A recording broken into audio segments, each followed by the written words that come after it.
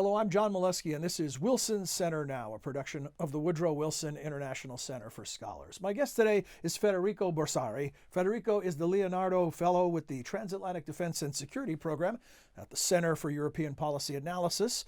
He is also a NATO 2030 Global Fellow and a visiting fellow at the European Council on Foreign Relations. He joins us today to talk about what pundits and journalists and political analysts around the world are calling Italy's right turn. Federico, welcome. Thank you for joining us. Thank you for having me. So about that right turn, depending on what you're reading, we have hyperbole, we have references to Mussolini and references to fascism. What are we talking about here? Is this a hard right turn, a soft right turn, or too early to tell? Well, this is a very good question. I think, what analysts and commentators have, said in the previous weeks before the election and after the result of the election. I think most of this analysis and considerations have been too exaggerated in saying that Italy is going back to fascism or hard right political position compared to its previous and most recent history. I think, of course, there are some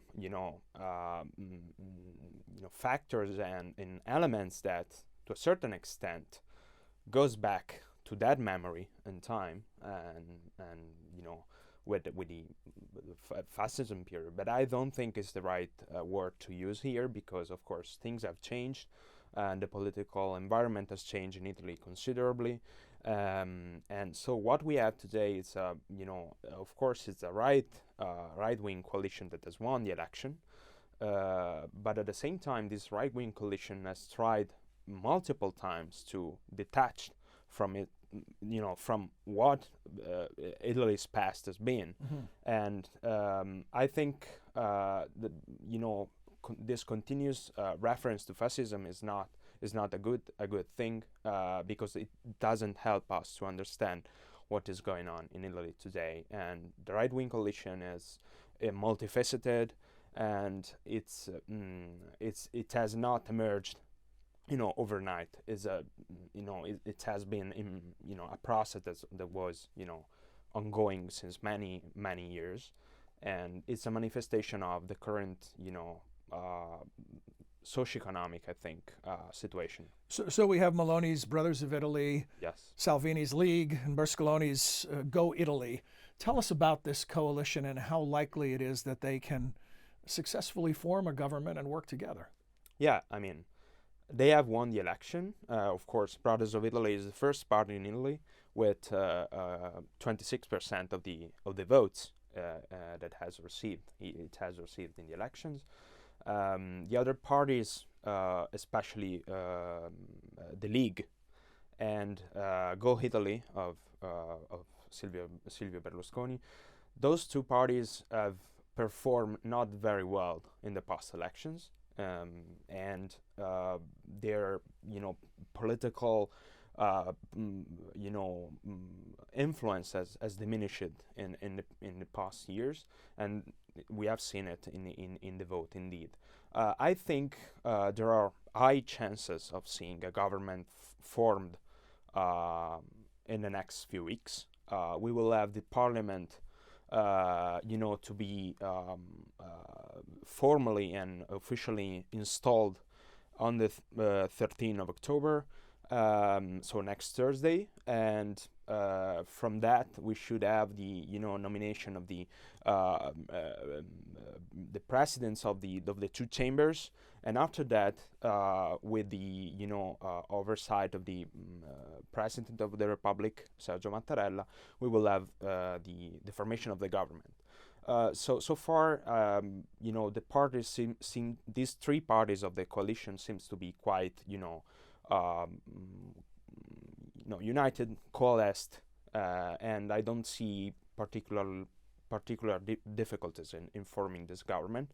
Of course, they are talking about whether within the majority there are the right people to be put in specific ministries, or whether it should be better to have technical figures. Mm-hmm. This is of course an ongoing debate, but I'm sure they will find an agreement. Well, Meloni herself does not bring a lot of government experience to the job. Yes, you're right. Well, her party, ascendance to to what we have today, to 26% of the vote, is quite astonishing, especially if we consider that some years ago, just some few years ago, actually, Brothers of Italy was around 3%, even less. So this is a remarkable gain, and yes. About that growth, Federico, from 3% to 26, 27%. When you look at this, do you think this is more about Italy, or is this part of this larger wave where we've seen right-wing candidates do better in France and elsewhere? And, populism has been the name of the game in politics for the last several cycles. Yes, I think there is certainly a connection between this, widespread emergence of, populism and right-wing, political parties and influence across Europe. Actually, you mentioned France, of course. We always, must remember Hungary, Poland, and now Sweden also. So I think there's certainly a trend at play, even though I think each and every country has its own specificities. And when it comes to Italy, I think together with the political and socioeconomic situation, I think mostly socioeconomic issues that we have experienced in the previous year, I think there is also some kind of weakness within the center left political spectrum, because they were those leading the previous governments before the Draghi government, and I think people have been disillusioned with these political forces, and they have been not satisfied with the results. When we talk about left-right in context of Italian politics, for our U.S. viewers, is it one-to-one analogous about how those things are talked about in this country, or what are the differences?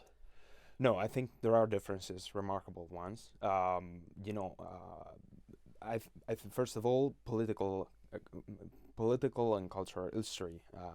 Italy, has gone through, different periods and different political situation compared to the U.S.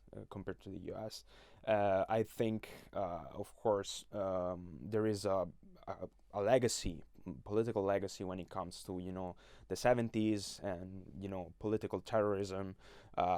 So many people, especially older generations, remember those years, and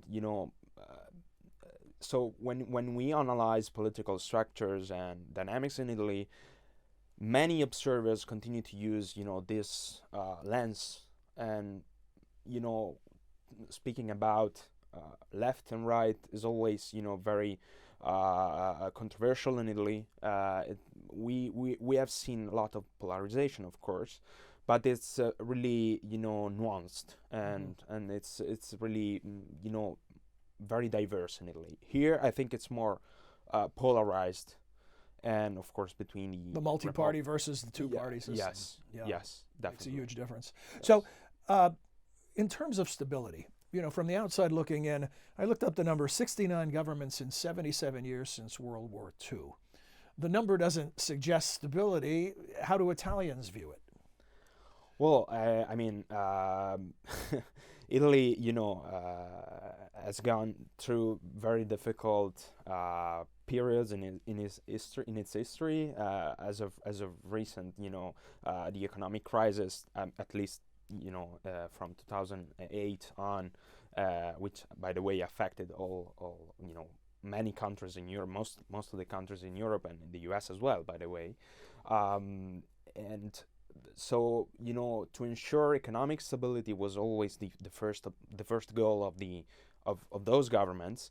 And when things were not achieved, when objectives were not achieved by these governments, people were not very satisfied with them. And this also produced a lot of struggle within the political forces themselves, and this created a lot of instability, which led to many governments to fall before their mandate was respected. And this is, I think, one of the factors that help us to understand why there is this political instability. So Ms. Meloni describes herself as an ardent Atlanticist. Explain to us in what that means. Yes. So I think she has described as an staunch supporter of Italy's position within NATO and within the European Union as well, and she really cares about good relations between Italy and the U.S. and the transatlantic bond. She perceives it as a very important one for Italy, and I think she's not she's speaking the truth. She is committed to maintain Italy foreign policy position. She has ensured every all observers and commentators that she won't change Italy's foreign policy trajectory with her government. And I think we should give her the opportunity to demonstrate this. And of course, there are some, within a broad political coalition, there are always, different voices and some, positions that sometimes are not, at the same level or on the same page. But I think she will be, she's very charismatic, she's strong, and she will be able to manage, different voices within the coalition, within her home party, sorry.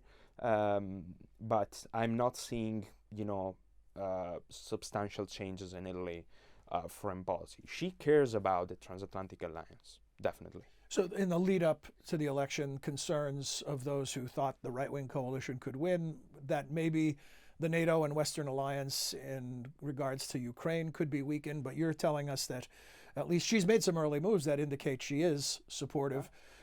And you think she can keep that coalition in line? Because we've seen others within that coalition who have been sympathetic to Vladimir Putin.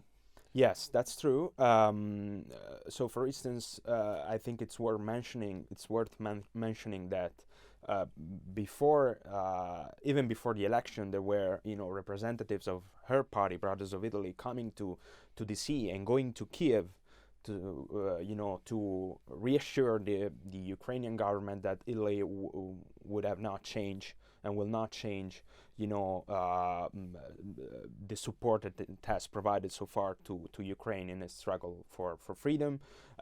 Weapons are now, a fifth package of weapons is now discussed, has been discussed within the parliament and should be approved soon, which is remarkable. And she, she has, talked directly with Zelensky. And I think there are, very good perspectives in terms of Italy supporting Ukraine. Of course, it will be, I think the most important challenge will be to,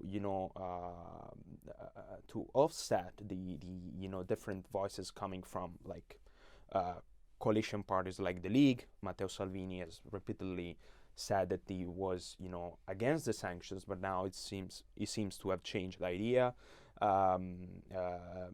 Berlusconi is more like, it's more, yes, we remember his, close relation with Vladimir Putin, but actually it had, it's now many years that they don't, have a, concrete relations, and they don't exchange, opinions frequently. So I don't see it as a problem. So that friendship isn't what it used to be. Yes, yes, that's right. That's right. So beyond Ukraine, just looking at Italy's role in the world, you've written that Italy may take on a more energetic and assertive approach within international organizations and multilateral forums, such as the EU and NATO. What are you anticipating in that regard? Yes, so I think it's important to remind that, for instance, if we read the political programs of Brothers of Italy, which is the major party now in the country, I mean, a key topic, a key theme, that we find all through the program is national interest. So I think there is some similarity with what Trump used to say and still says about America first. So there is a similarity here, and national interest means that Italy wants to play a major role in the forums where it is involved in. So NATO, the European Union, and other international organizations to begin with. And I think Italy will, try to be more energetic in the sense that it will try to play a more proactive role. So proposing its policy views on specific topics, trying to push for a more Eurocentric also to a certain extent agenda when it comes especially to security and defense. So for instance, Brothers of Italy is very committed to increase defense spending and to meet the 2% GDP soon, and I think it will also try to push for a European defense autonomy, more autonomy for Europe in defense. This does not mean that there won't be avenues of cooperation with the US. Absolutely, there will be, and the party is Giorgia Meloni, she's very committed to this. In all elections in the shadow of Brexit bring up the question about EU unity. Yes. And so how committed is this government, or the government we anticipate being formed, how committed is it to the EU? Yeah, so this I think is a very important area because, of course, Giorgia Meloni has, sometimes criticized, the European Union for specific things or issues that are important for Italy, for instance, migrations, and she tried to push for a tougher, like I would say, national centric approach to these issues. So she's arguing that the European Union should consider more the grievances of national countries within the EU. And so this is why she's asking for a more, nationalistic, I would say, approach by the European Commission and the European Union on specific issues, like on migration, on economic sovereignty. So I think the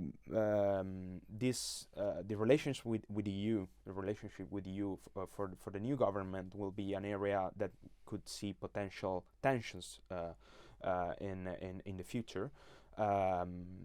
But we must always remember that as part of international organizations, there are bounding treaties, there are bounding rules, and there are also institutional constraints that are so entrenched, not just outside Italy. Of course, there are European laws and treaties that, to a certain extent, are bounding. But at the same time, within Italy itself, we have very resilient institutional framework that prevent Italy from taking really crazy or like sudden political foreign policy changes. Yeah. So we've talked about Ukraine, and you mentioned migration and immigration, and of course the economy always looms large for any government, particularly in recovery from the pandemic. What do you see as the list of most important challenges that this government faces that we haven't touched on yet? Yes. So if we look at I think we should consider and distinguish between foreign policy and domestic policy. At the present moment, of course, there are some areas that are overlapping between these two domains. and for instance, energy policies, we are now seeing a spike in European energy prices, and especially gas prices, not just in Italy but elsewhere in Europe. So this is of course a consequence of the war, but it's also something that is really creating tensions within Italy, and winter is coming. So this is a priority. Italy has tried its best. It has really done great in replacing Russian gas supplies, and it has replaced 2/3 of its dependence on Russian gas in a matter of 6 months. So the Draghi government did very well, and I think the new government will follow this path. So this is a priority: gas prices and inflation. Another priority is to, I think, really create more cohesion within the EU when it comes to our own security. We cannot always take for granted, U.S. assistance, which has been fundamental so far, but we also know that, the U.S. are also looking at China and at the Pacific. So it's time for Europe to take a more proactive, more responsible, more committed role to its own defense, and I think Italy has the duty to push in this regard, and we have a very good industrial sector in Italy that can help in this respect. It's fascinating, isn't it, that as much as we talk about change, and change often feels to be happening rapidly, much of what you're describing is still a reaction of the nations of the world to the post-World War II era. Yes. I agree. To a certain extent, we were we didn't, foresee what was happening, and it was our mistake when what was happening in Ukraine and with Russia, with relations with Russia. So I think we have been blind in this respect. But now that everything is more, of course, clear, I think some categories, some dualistic ways of looking at this situation coming from World War II and the Cold War are still in place, but at the same time there are also many changes and many systemic challenges like climate change or increasing the increasing effects of instability in some areas of our neighborhood. I'm talking about Europe here, Southern Mediterranean, Middle East. We are seeing conflicts arising again.